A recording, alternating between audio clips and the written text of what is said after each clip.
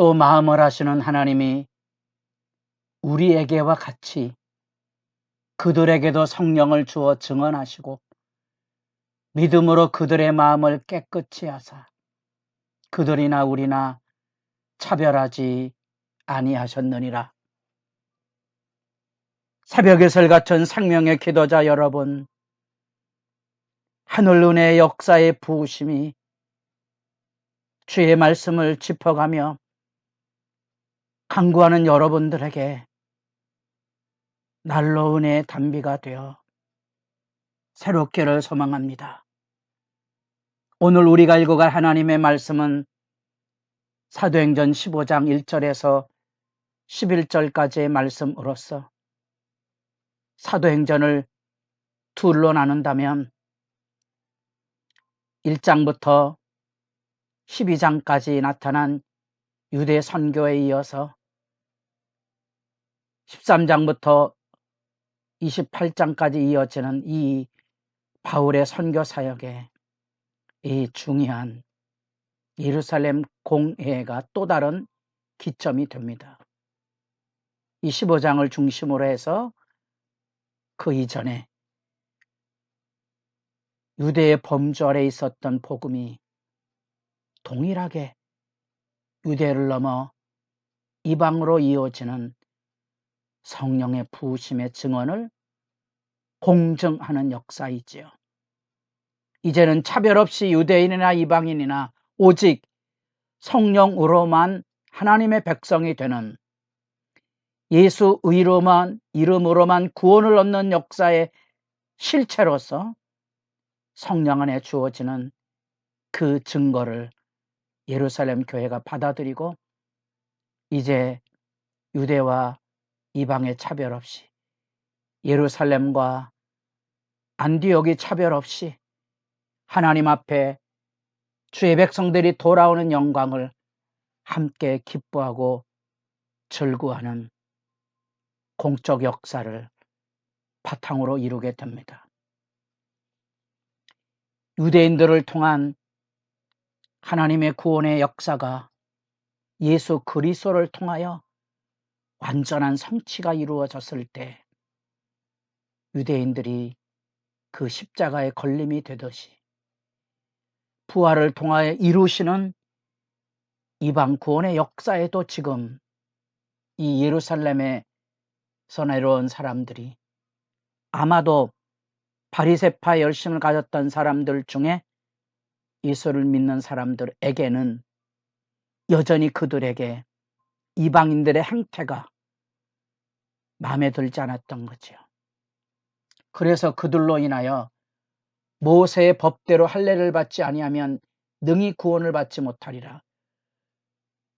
복음 안에 있는 구원의 완성은 할례를 통하여 유대인이 되어서 하나님의 백성으로 완전하게 되어야 된다는 사고에서 벗어나지 못함으로 걸림이 된 거죠. 그래서 바울 및 바나바와 그들 사이에 적지 않은 다툼과 변론, 이 다툼이란 말은 폭동과 반란을 의미하는 그런 굉장히 과격한 용례입니다. 이 다툼과 변론을 통하여 이 복음의 걸림돌이 된 거죠. 이 걸림돌 문제가 중요한 게 아니고 그 걸림돌을 어떻게 디딤돌로 만들어 가느냐가 중요한 거죠. 개인적으로도 교회적으로도, 특별히 교회가 하나님의 역사를 이 성령의 역사하심 앞에 주의 분별을 가지고 하나님의 말씀에 합당한지를 철저히 논증으로, 여기 지금 14장의 설교도 그렇고 이 15장의 회의도 그렇고 중요한 것은 성령의 역사하심에 주의 분별을 가지는 것 한 가지, 또 하나 하나님의 말씀의 기초에 바로 서 있는가에 대한 점검 한 가지, 이렇게 양립이 되어 있다는 걸 기억하십시오. 많은 성령의 운동을 하는 사람들이 하나님의 말씀의 논리를 같이 추지 못한다는 것과, 또 하나 하나님의 말씀에 바로 선 사람들이 성령의 역사하심 앞에 진중하지 못한 사실들이 우리들의 일상에서 나타나는 부족함이고 그것이 초보신앙이죠. 걸림돌을 디딤돌로 만들어가는 예루살렘 공의회 사건. 그래서 여기 3절에 보면 결국 이 문제를 가지고 안디옥 교회가 바울과 바나바를 다시 예루살렘에 사도와 장로들에게 보내어서 공적인 회의를 열게 되는데, 그 교회를 다니면서 베니게와 사마리아로 다니며 이방인들이 죽게 돌아온 일을 말하여 형제들을 다 크게 기쁘게 하더라. 원래 그리스도의 복음 안에 하나님 앞에 주의 백성들이 돌아오고 성령이 주는 실제의 증거가 기쁨의 충만함이거든요. 이 기쁨의 충만함은 예수 그리스도 안에서 이루어진 자유가 가져다주는 선물이에요. 좋은 일이 일어나서 기뻐하는 게 아니에요. 멸시와 천대 가운데도 기뻐하는 거고요. 심지어 순교를 당하는 삶의 자리 안에도 하늘의 영광과 기쁨을 잃지 않는 거지. 그런데 이 성령이 주는 이 놀라운 하늘의 기쁨을 할례와 율법 전통을 가지고 논쟁화시키는 모습. 일부의 사람들은 이 하나님께서 주신 구원의 역사를 논쟁화해서 다툼과 변론을 일으키고, 일부의 사람들은 그 이야기 안에 하늘의 충만한 기쁨을 누리고 있다는 것이 대조되어 있는 겁니다. 이 고린도 교회 안에 이런 모습들, 바울이 분쟁이 있다는 얘기를 듣고 음행이 있다는 얘기를 듣고 그 안에 담겨져 있는 미숙성을 바울이 고발해내죠. 그때 기억하셔야 돼요. 성령의 역사가 분명한가? 또 하나 기준이 있어야 돼요. 하나님의 말씀에 합당한 것인가? 기준을 잃지 마셔야 돼요. 그리고 제가 자주 얘기합니다. 그래서 그것이 교회의 덕을 이루어가는가? 덕을 이룬다는 말은 옳다는 것으로 교회를 바꿀 수 없다는 거예요. 사람이 그렇게 바뀌지 않는 겁니다. 오랜 기다림과 꾸준한 권면과 설득을 통하여 교회를 바꿔가는 거지요. 그게 건덕입니다. 덕을 세울 줄 알아야 돼요. 교회가 세상에 나갈 때도 이 진실한 믿음의 방식들을 지켜가야 됩니다. 그때 바리새파 사람들이 일어나서 이야기하는 것을 듣고 많은 변론이 일어납니다. 놀랍지만 많은 변론이 일어난 다음에 베드로가 여기 등장하고 있는 모습을 보게 됩니다. 베드로가 야고보의 순교 이후에 투옥을 당하고 이제 사라지게 됩니다. 아마도 이때 순회 전도를 나간 것으로 보여지고요. 사도행전에서 그 야고보의 순교 사건을 통하여 감춰졌던 이 베드로가 사도행전 12장에 이어서 이제 15장에 등장하고 이제 13장부터 전편에 바울 주도적인 역사가 이루어지게 되는 것도 성경을 이해하는데, 사도행전을 이해하는데 중요한 주제이고 지혜입니다. 베드로의 시대가 있다면 바울의 시대가 있는 겁니다. 우리 각자가 자기들의 시대가 있습니다. 우린 그 누군가에게 바톤을 넘겨주는 거죠. 그거 올바른 지도력입니다.